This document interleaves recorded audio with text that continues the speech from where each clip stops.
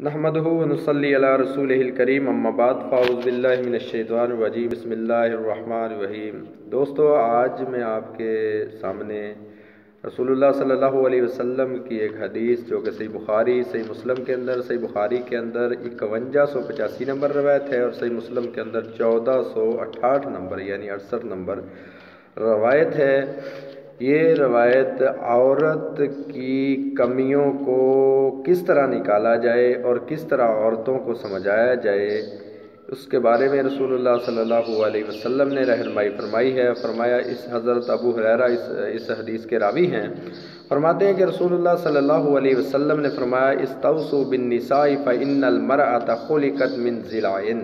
औरतों के साथ अच्छा सलूक करो, हुस्ने सलूक करो। और फ़इन्नल मरअत खुलिकत मिन ज़िलाइन, क्योंकि औरत को पसली की हड्डी से पैदा किया गया है।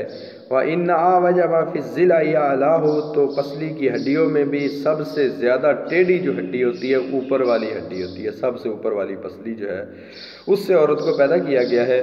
फ़इन ज़हबत तुक़ीमुहु कसरतहु, अगर तू उसको सीधा करना चाहेगा तो तू उसको तोड़ बैठेगा।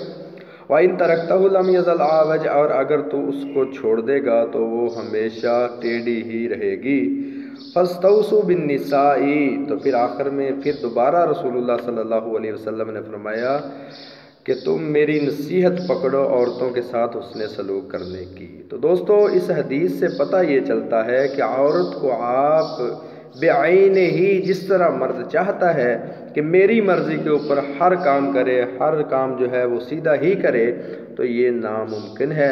तो इसलिए उनको नसीहत करते रहना चाहिए, उनको सीधे रास्ते पर चलने की तलकीन करते रहना चाहिए, उनको जो है हुस्ने सलूक उनके साथ जारी रखना चाहिए।